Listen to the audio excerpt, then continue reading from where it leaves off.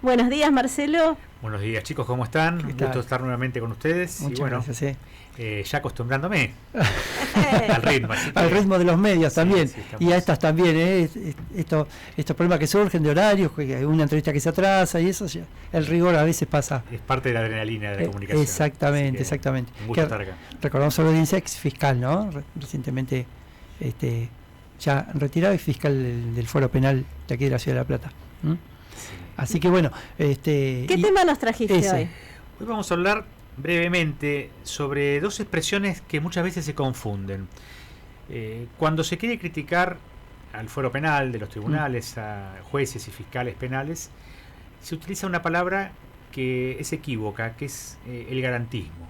Cuando hay una liberación, cuando hay una absolución, cuando hay una decisión polémica, se suele decir este es un juez o este es un fiscal garantista, en forma totalmente despectiva, es decir, pensando que la garantía constitucional de los imputados puede ser algo pernicioso. Y es todo lo contrario, es decir, cuando uno accede a la magistratura judicial, jura defender la Constitución y la ley.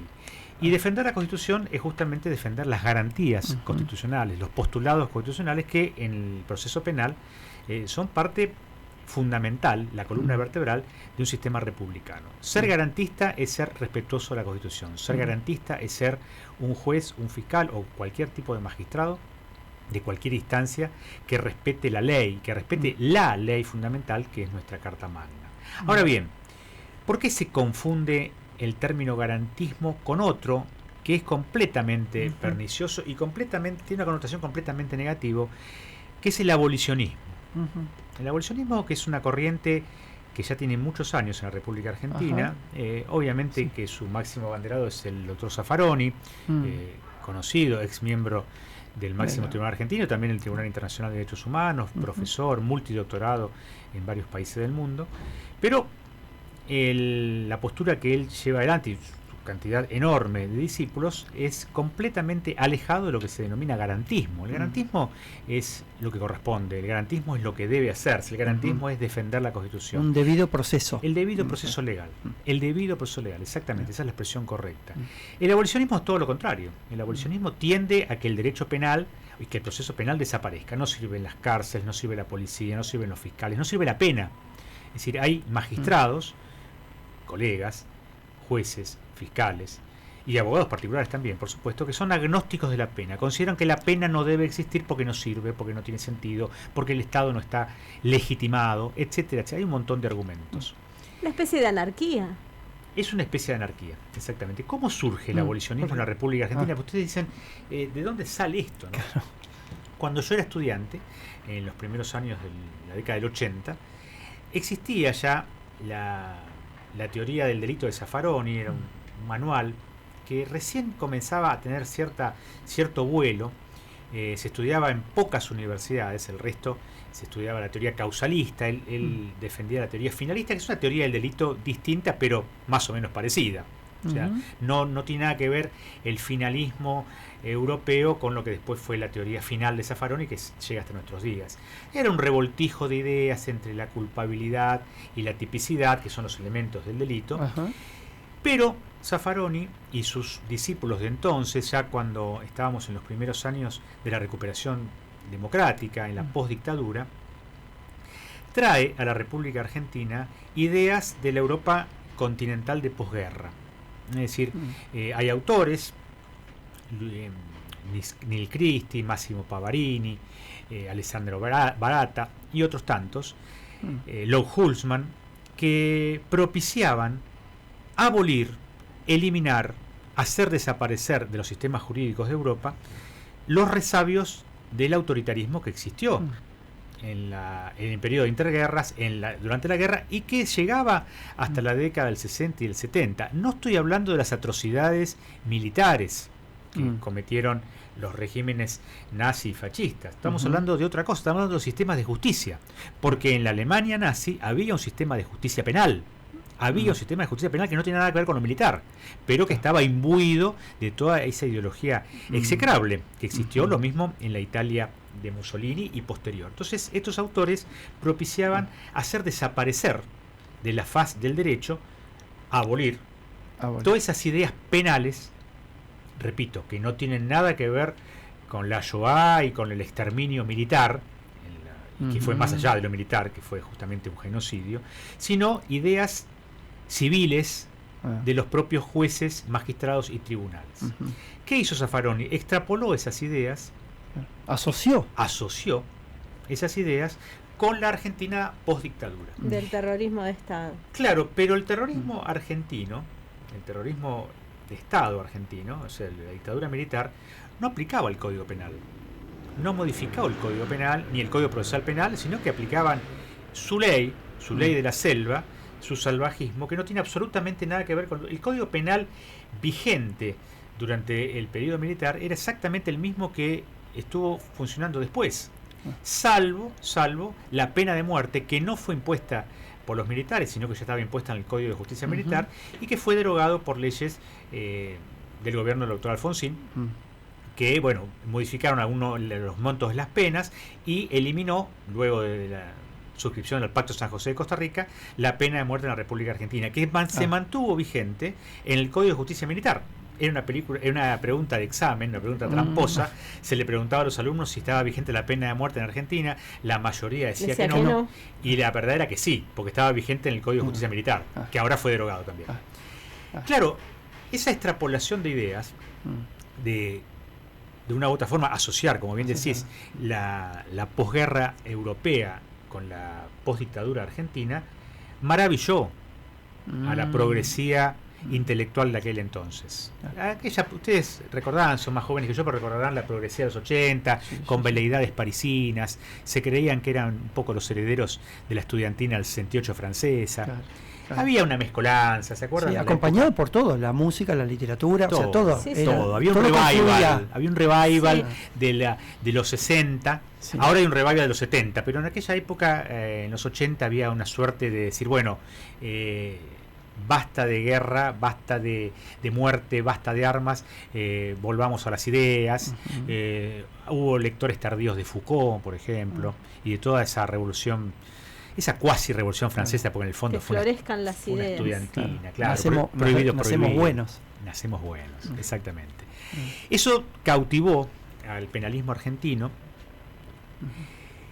Y Zaffaroni vio una beta, Zaffaroni y su equipo, ¿no? de discípulos, vio una beta, y todavía no termina. Y otros vivos lo aprovecharon. Es decir, equiparar a la policía porque tenían gorra y uniforme a Videla y a Camps, policía actual. O sea, hoy en día se habla de la policía como si fueran discípulos de los militares, cuando no habían nacido ni los padres. Los padres estaban en el jardín de infante, ¿no? De los actuales oficiales. Ni hablar de las Fuerzas Armadas. No debe existir la cárcel. El Estado no está legitimado para imponer penas. ¿A qué el Estado no estaba legitimado? El Estado nazi, el Estado fascista, no el Estado democrático argentino.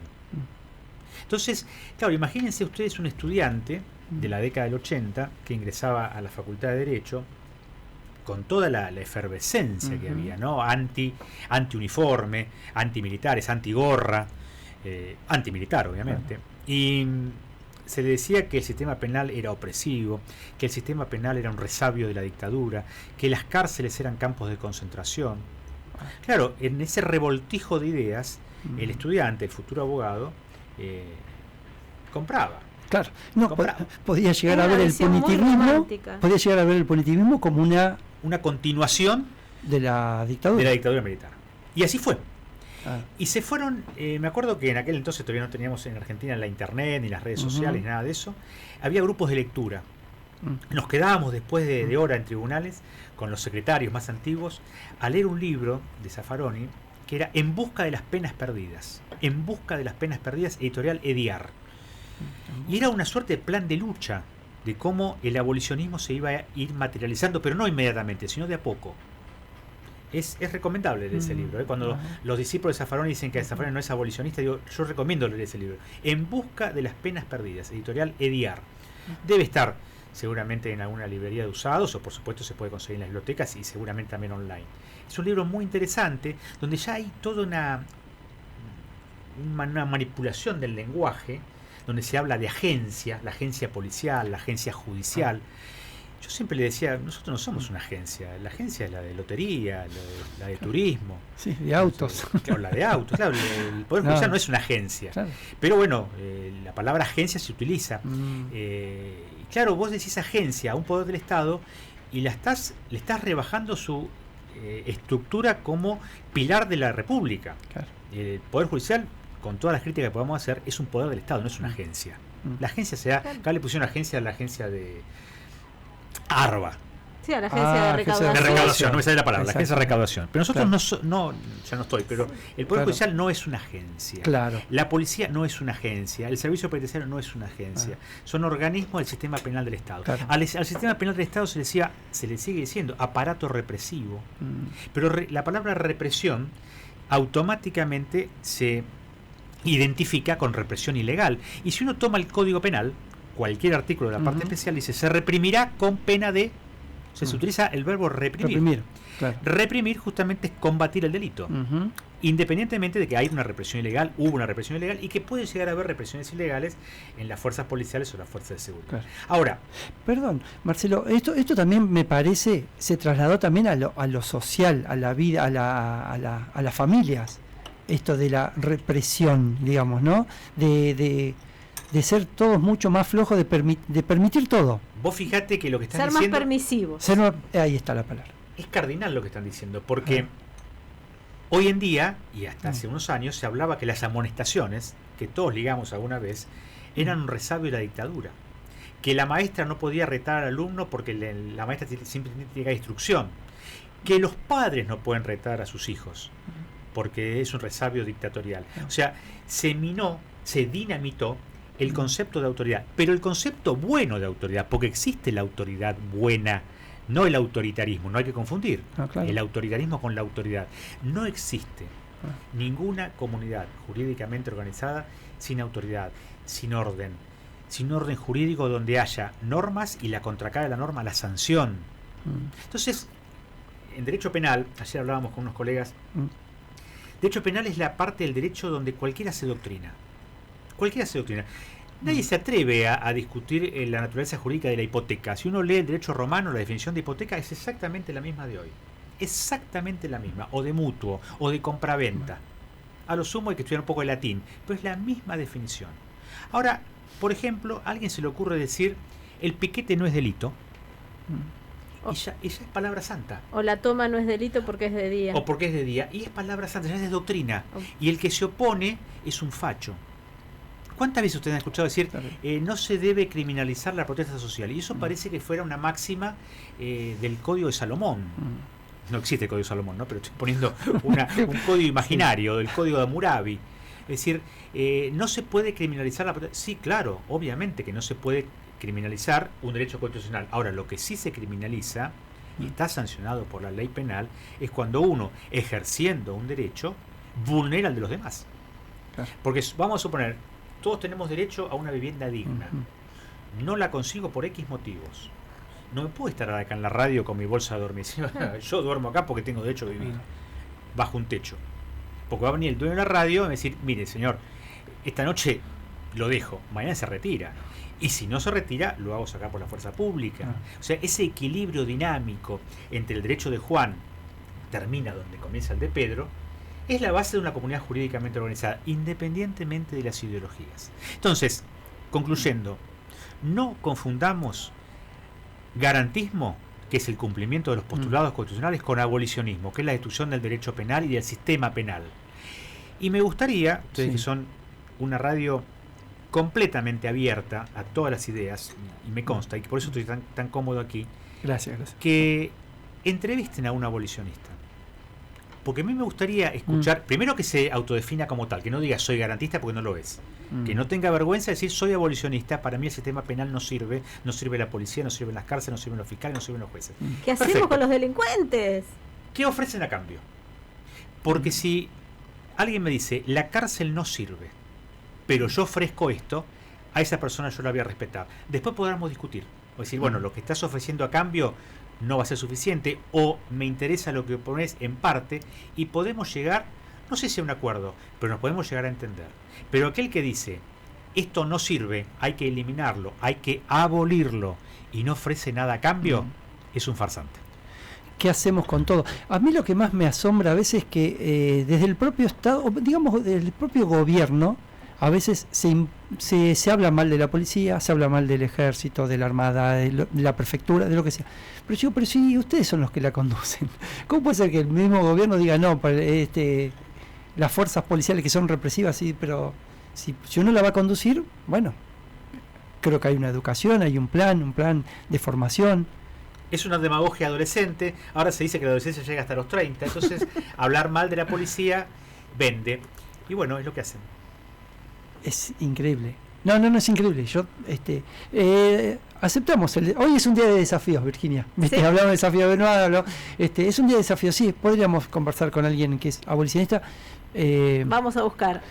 Siempre le damos Sí. desafíos difíciles a nuestra productora. Ahí va uno. Sí, es lamentable que se piense así, ¿no? Es lamentable que se piense así. Sí, y el último Sí. minuto. No, hay sí.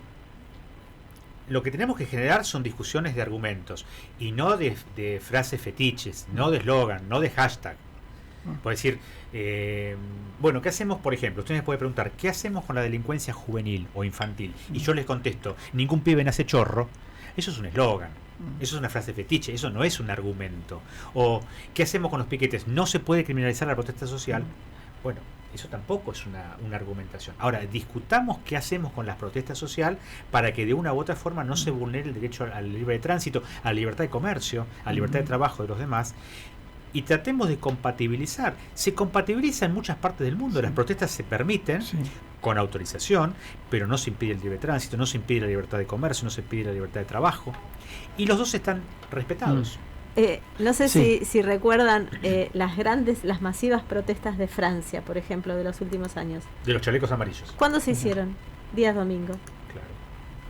Molesta mucho menos. Por supuesto, yo he visto en otros países que no vamos a citar porque van a decir, claro, son capitalistas, pero sí, países capitalistas donde se permite la protesta ruidosa, con bombos, con megáfonos, con panfletos, sin ensuciar la vía pública. Los panfletos eran entregándose en mano al ciudadano que lo quisiera, al transeúnte que lo quisiera tomar. Y le hacían una suerte de corralito con vallas y se podían expresar con insultos severos, en su momento al presidente, en este caso norteamericano. O sea que no era que no se podía, pero no se interrumpía el tránsito y no se interrumpía el paso a un comercio. Claro. Porque el que quiere transitar tiene el mismo derecho que esa persona de expresarse. Totalmente, es conocer los derechos de los demás. Exacto. Sí. Muy Lamentablemente sí, se llegó acá hasta pensar que estamos pensando ahora cómo tiene que actuar un policía que no se sabe, entonces ¿Se entendió? ¿Fui claro? clarísimo. ¿Estoy manejando los códigos radiales? Los códigos radiales y los tiempos radiales. que es Totalmente. genial. Sí, Ya mejor vale que bien. nosotros. Ya Mejor que perfecto. nosotros. Un poder de deducción impresionante. Muchas gracias. Hasta la próxima, chicos. No, Muchas gracias, Marcelo. Como siempre un gusto. El miércoles que viene te esperamos.